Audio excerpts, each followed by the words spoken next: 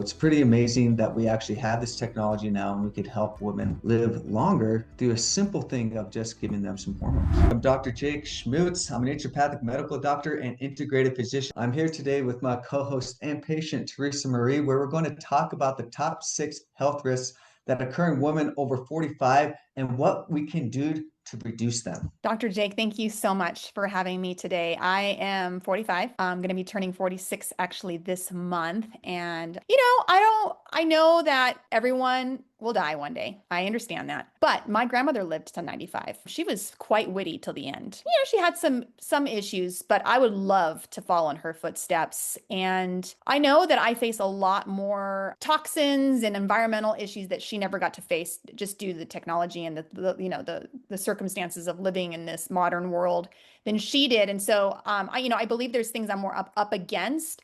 But I also believe that I have access to doctors and science that she never had, that who knows what's possible with what we now know and how I'm taking care of my body in order to do so. So I'm really excited to be able to talk with you today and to have so many other possible 45 plus women listening to this episode to really hear, what we're up against and that there's hope, that we don't have to just lie over on our backs and go, oh, I'm just getting older. This is what just happens.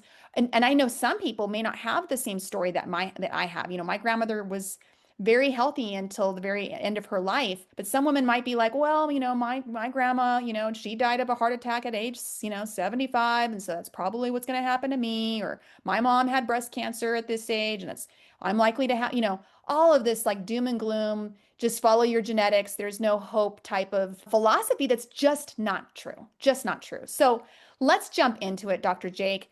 After age 45, menopause, perimenopausal symptoms can start, possibly increasing the likely chances of some of these, but it's not always. What is one of the first health issues that increase or risk increases for women over the age of 45? Yeah, so one of the big risks that happen after the age of 45, and many times this is all related to hormonal fluctuations that are happening, is increased risk of cardiovascular diseases. So, like increased risk of atherosclerosis, which is hardening of the plaque in our blood vessels, which then can lead to heart attack and stroke. Also, there's damage to the glycocalyx, which is this protective armor of our blood vessel, which then can lead to more trauma that can happen to the blood vessel, that can happen from these hormonal fluctuations that are happening after 45. But you can actually take hormone replacement at appropriate levels, estrogen and progesterone, DHA and testosterone, and we can decrease our cardiovascular risks in women by doing this. So it's pretty amazing that we can actually prevent one of the major causes of death by modifying or balancing out the hormones. So it's pretty amazing that we actually have this technology now and we could help women live longer through a simple thing of just giving them some hormones. Now, that's, one of the things that they can do. Now, you mentioned a couple of things about like the effects on our vascular system and so forth. Is there anything that, women can get checked to see if they're like maybe symptoms haven't happened yet, right? Is there anything that you offer to check where they're at in their cardiovascular health to see if HRT is something that might benefit them? Yeah, so first, yeah, we're going to look at the hormones, do a detailed look there, but then we do it's an assessment to check the glycocalyx. This is microscopic examination of the capillaries in the body, and we could actually see that protective little armor on the inside of your blood vessels, just on the outside of what's called your endothelium of your blood vessels, and we could see the health of that. And we could actually track that if with the changes in hormones or supplements or whatever that we prescribe to benefit that, we could actually do that in about 3 months later and see changes that are happening. So we just don't think, oh, it's happening because that's what the research says. We could actually see the change that's happening to the glycocalyx. But also we want to make a detailed look at looking at details on your LDL, your HDL, your triglycerides, your ApoBs, your lipoprotein A. We need to look at all those levels too and prescribe supplements or nutrients to help support that too. So a lot of things we could do for cardiovascular health besides just the hormones, but that is a big piece. And then we have all these other levels that we build on top of that to prevent your risk even more.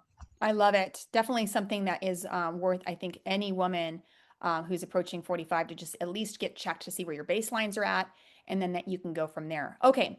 What's the second health risk that women over the age of 45 are possibly up against, and what can we do about it? Yeah, so the second health risk is after the age of 45, again, we're talking about the hormonal fluctuations that can happen, and the change in estrogen really weakens our bones. So estrogen is a little signaler to to the bones to make your osteoclast build bone. So we don't want the bone to break down, and we don't want too much osteoblast breaking down the bone and not enough osteoclast actually building the bone. So what can we do about that to actually prevent osteoporosis in the future? Because this is a very common condition.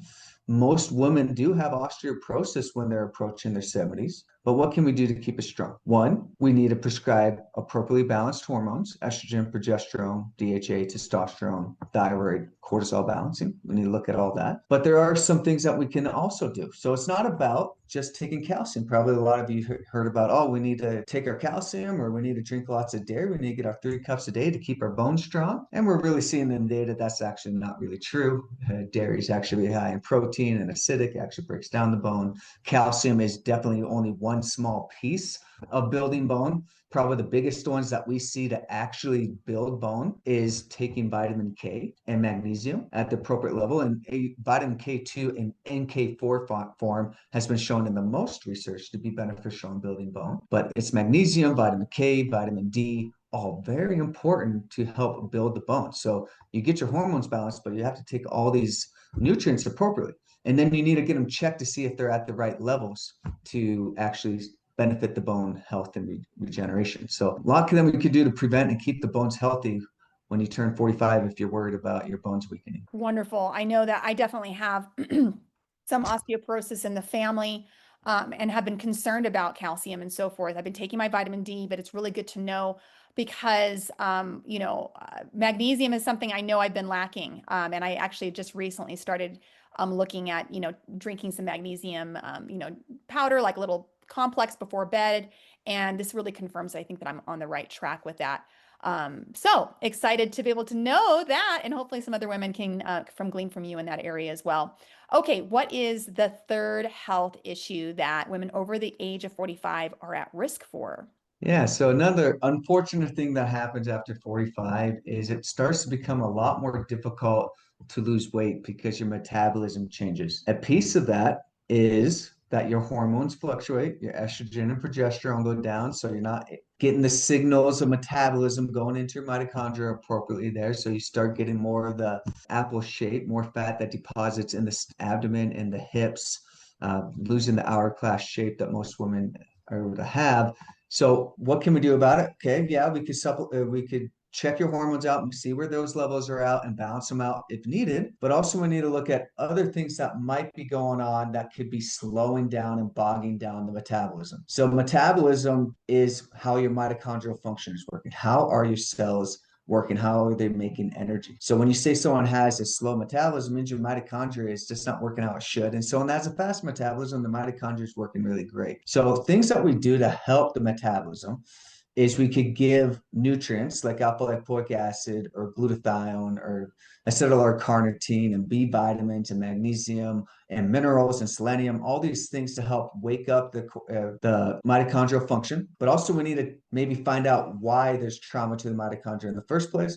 And what I see a lot in a lot of patients is they tend to have thyroid issues, cortisol disturbances, and also many times they have food sensitivities. All of these things can bog down the metabolism too. So looking at all these levels can really help you lose weight or keep the weight off when you get 45 or older. Good to know, Dr. Jake. Also, especially like that, the stress, and the cortisol, which I think for me, I think for a lot of women that have hormone issues, whether it's thyroid or sex hormones and so forth, having high stress and that high cortisol can actually be influencing that. So addressing your stress levels, I think as well, I can, really make a big difference in all of that, because that's all, isn't the metabolic health of a woman really based a lot on, insulin is a hormone, thyroid is a hormone, right? Cortisol is a hormone, estrogen is a hormone, like so many hormones involved when it comes to the metabolism. All right. What is the fourth health issue that women over the age of 45 run a risk of getting, and what can we do about it? Yeah, the fourth one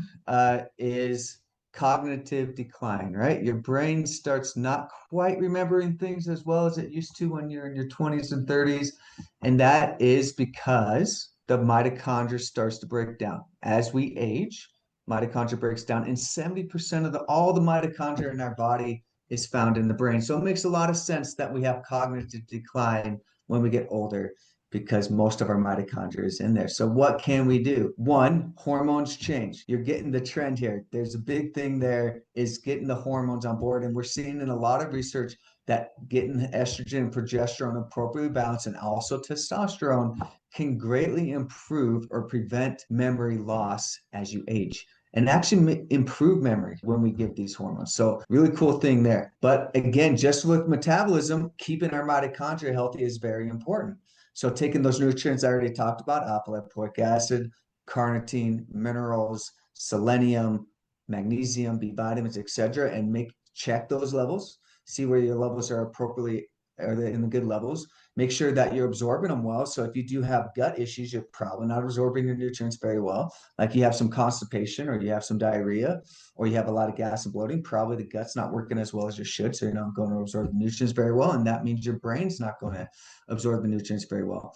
Also, if you have gut issues, many times that does inflame the brain, which then makes the brain not send its neurotransmitters and signals appropriately. So then you don't have as well good of memory in the future also. So those are some things that we can do. When you come into my office, we dive into all these little aspects to keep the brain healthy and strong as you age. And a little plug here for being able to do so. If you're listening to this and you don't have a doctor who is open to doing a lot of this types of tests that he's referring to when it comes to really seeing where you're at, Dr. Jake offers so many different, so many of this in, his office. Some of which you have to be local to be able to access, but some of this, like the blood labs and so forth, he can definitely do no matter what state you're in because he can order that virtually and so forth. And so we have some links down below. We have a couple more things we're going to discuss right now, but I want to make sure for those of you who are listening and just really eager to get this solved, there's a link down below where you can schedule a call with him. And there's also a phone number there as well to be able to start discussing some of these possible solutions for you.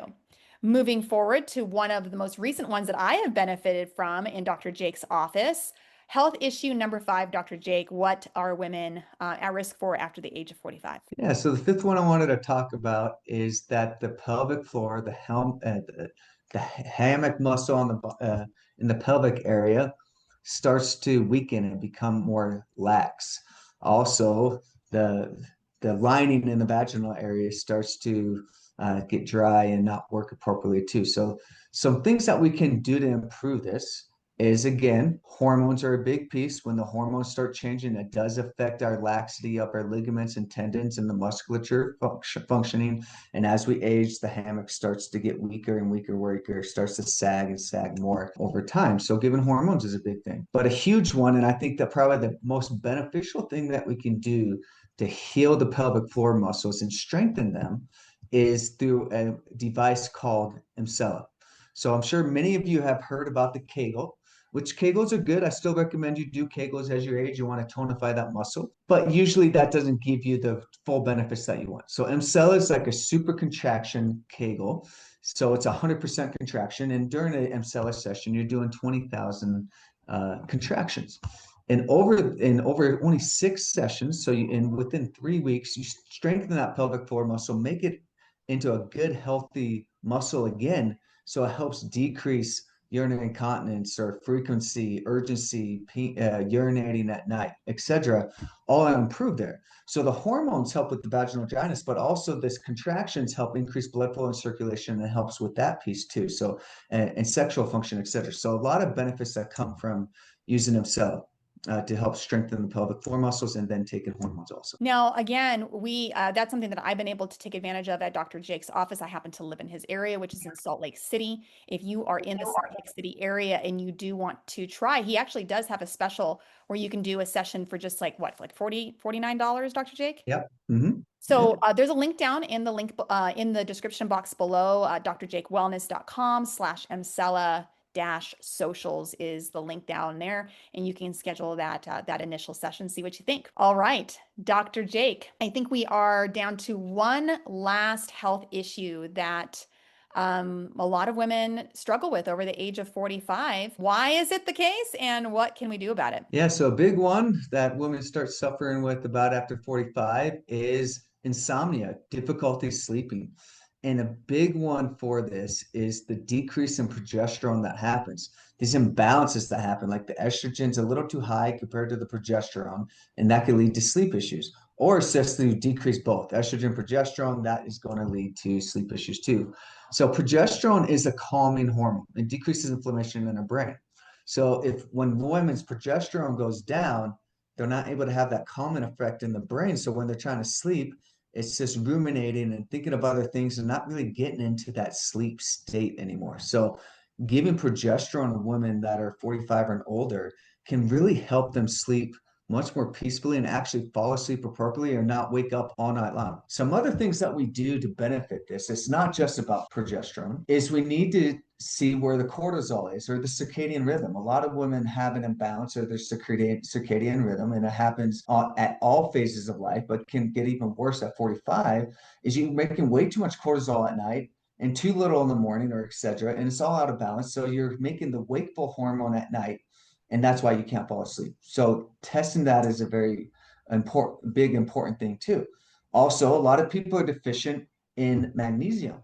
So actually taking magnesium, especially before you go to bed, can greatly help you sleep also. So those are a couple. There's all kinds of other things that we could dive into, like we have neurofeedback and many other therapies like red light for the brain, et cetera, that can help with sleep. So there's a lot of things that we could do there, depending on what is the true cause of someone's insomnia. And obviously, Dr. Jake, he as the expert is able to figure that out.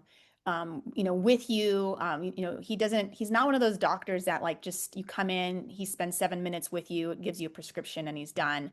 He really takes the time to learn about you and what's been going on, and to develop a plan to really get to the actual root cause of whatever your issue is, and then based off of that go with the plan. Now, if supplements are something that you that he thinks it would benefit you, he offers that. But some people also like to try that right away, even in that like waiting process before booking. And so we do have a link. Dr. Jake actually does have a line of supplements that are high quality, and he offers a discount code for 50% off if you type in Dr. Jake for that coupon code. That link's going to be down below as well. So you have just such a plethora of things that you can even have access right away to. But of course, you've got those numbers too to be able to call him to get an individualized plan and really see what's going on with you so that you can get the help that you need. Dr. Jake, I know we've talked about other videos as well, or this topic and other variations as well on your channel. How can we watch more of what it is that you're creating here on the root cause? Yeah, so if you want to learn more about what to do to prevent the aging process and have anti-aging benefits, click my videos to the right. I'm Dr. Jake, and I'll see you there.